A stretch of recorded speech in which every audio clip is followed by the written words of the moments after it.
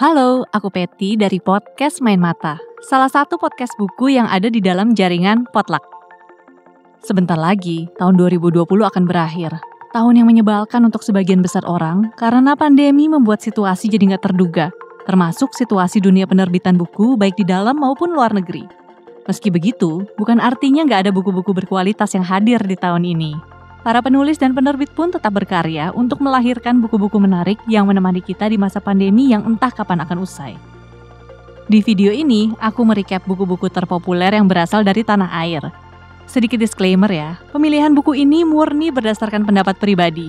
Urutannya pun nggak dibuat dari yang terburuk hingga terbaik atau sebaliknya, tapi berdasarkan alfabetikal saja.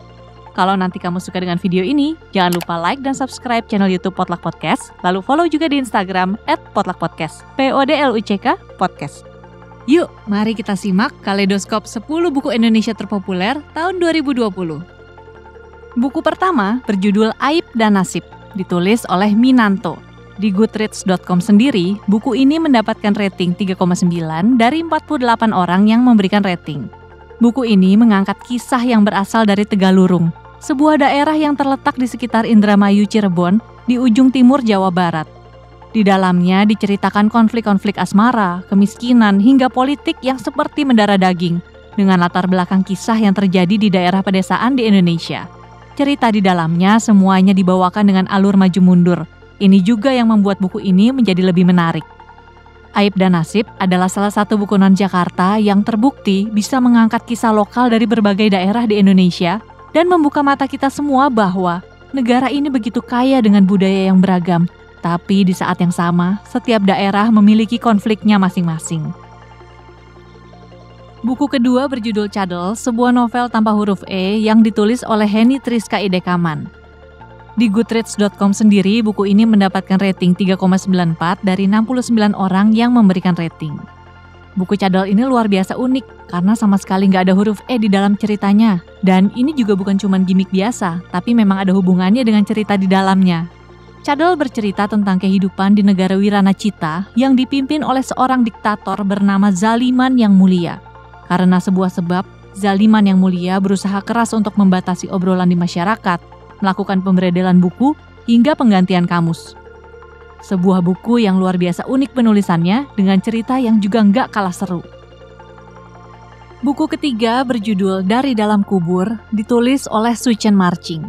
Di Goodreads.com, buku ini mendapatkan rating 4,6 dari 42 orang yang memberikan rating. Dari Dalam Kubur adalah buku tentang hubungan antar manusia, antar anggota keluarga yang dibayang-bayangi oleh salah satu tragedi terbesar sepanjang sejarah Indonesia, yaitu tragedi pembantaian yang terjadi sekitar tahun 1965. Di dalamnya ada Carla yang merasa diperlakukan tidak adil oleh sang ibu, yang akhirnya menguak cerita-cerita tersembunyi yang penuh pilu. Buku ini seperti menjadi catatan sejarah meski berbalut fiksi. Dari Dalam Kubur adalah buku tentang penindasan dan ketidakadilan yang terjadi di masa lalu bangsa ini, yang semuanya diakibatkan hanya karena perbedaan warna kulit, kepercayaan, hingga kepentingan politik. Buku keempat berjudul Game Over, ditulis oleh Valerie Patkar. Di Goodreads.com, buku ini mendapatkan rating 4,4 dari 204 orang yang memberikan rating. Buku Game Over bergenre romance, tapi cerita utamanya berkisar tentang seorang pemuda bernama Glendy Adi Junior yang suka banget sama game online. Di sisi lain, ada Jiaran Nindiasyah yang berusaha memahami kebiasaan orang yang dia sukai itu, plus ada juga kerumitan tentang kehidupan dan keluarga. Perpaduan kehangatan asmara dan ketegangan khas game online. Menarik kan? Buku kelima ada Ganjil Genap, ditulis oleh Almira Bastari.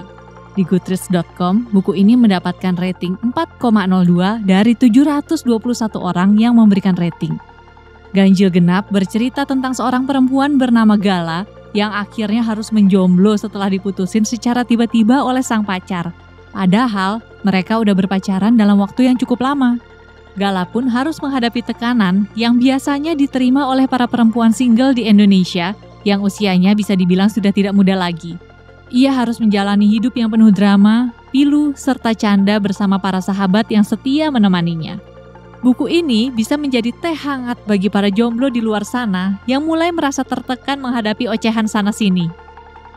Buku ke-6 berjudul Guru Aini ditulis oleh Andrea Hirata.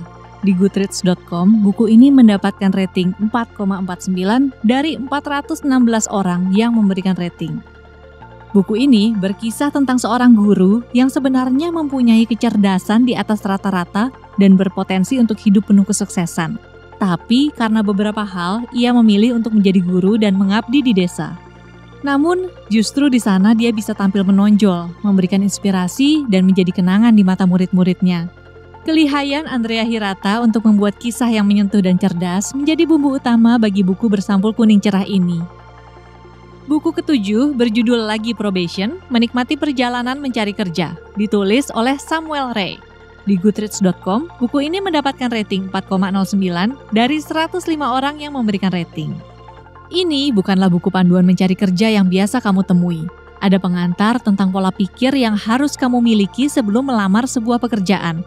Kenapa? Karena betapa bagusnya tips dan trik yang kamu praktekkan itu tidak akan ada gunanya apabila kamu tidak mempunyai pola pikir yang tepat tersebut. Buku ini seperti membuka perspektif kita untuk melihat tidak hanya dari sisi pencari kerja, tetapi juga dari sisi perusahaan yang membuka lowongan pekerjaan. Dengan begitu, peluang kita untuk masuk ke tempat bekerja impian akan lebih dekat dengan kenyataan. Buku ke-8 berjudul Masih Ingatkah Kau Jalan Pulang? Ditulis oleh almarhum Sapardi Djoko Damono dan Rintik Seduh. Di Goodreads.com, buku ini mendapatkan rating 3,36 dari 209 orang yang memberikan rating. Buku puisi ini tentu akan selalu dikenang karena merupakan salah satu buku terakhir yang ditulis oleh Pak Sapardi. Di dalamnya, Pak Sapardi melakukan kolaborasi dengan penulis muda bernama Rintik Seduh yang hasilnya adalah diskusi tentang cinta dan sebuah pencarian untuk menemukan di mana rumah ternyaman yang bisa kita dapatkan.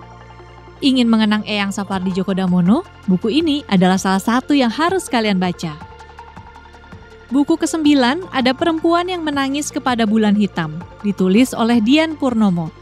Di Goodreads.com, buku ini mendapatkan rating 4,77 dari 35 orang yang memberikan rating. Buku nomor 9 kita ini adalah sebuah buku yang mengangkat kisah korban kawin tangkap yang banyak terjadi di Sumba. Seperti tokoh utama di buku ini yang bernama Magi Dila. Ini adalah sebuah cerita yang membuat hati menjerit, memilukan hati, di mana seorang manusia, seorang perempuan, harus mengalami dilema untuk menuruti kemauan masyarakat atau meninggalkan keluarga dan tanah leluhur yang ia cintai. Ironisnya, kisah di buku ini memang benar-benar terjadi di dunia nyata. Jadi, apa yang harus kita lakukan tentang itu? Buku ke-10 berjudul Perjamuan Kongguan, ditulis oleh Joko Pinurbo. Di Goodreads.com, buku ini mendapatkan rating 4,01 dari 343 orang yang memberikan rating. Ini adalah buku hebat lain karya Joko Pinurbo, penyair terkenal tanah air yang lahir 58 tahun lalu. Di sini, beliau mengangkat sebuah tren media sosial yang membahas sebuah gambar di kaleng Kongguan tentang sebuah keluarga yang hadir di meja makan tanpa kehadiran seorang ayah. Akhirnya, beliau membuat sebuah buku puisi yang terdiri dari beberapa kaleng alias chapter. Masing-masing kaleng diisi oleh hidangan kata yang tidak kalah renyah dengan Kongguan aslinya. Itu dia tadi 10 buku terpopuler dari Indonesia tahun 2020. Sekali lagi, buku-buku ini dipilih berdasarkan pandangan pribadi ya. Apakah kalian juga memiliki pendapat yang sama? Atau ada pilihan lain sebagai buku terbaik untuk tahun ini? Silahkan tulis di kolom komentar. Terima kasih sudah menonton video ini. Kalau kamu suka dengan videonya, boleh dong di-like videonya. Kalau nggak suka, di-dislike juga nggak apa-apa. Jangan lupa subscribe channel YouTube Potluck Podcast untuk tontonin video-video seputar kreativitas dan informasi edukatif, juga obrolan tentang peralatan untuk home recording dan podcasting. Follow juga Instagram Potluck di @potluckpodcast, PODLUCK Podcast, untuk dapetin informasi terbaru dari seluruh podcast yang ada di dalam jaringan. Sampai jumpa lagi, dadah!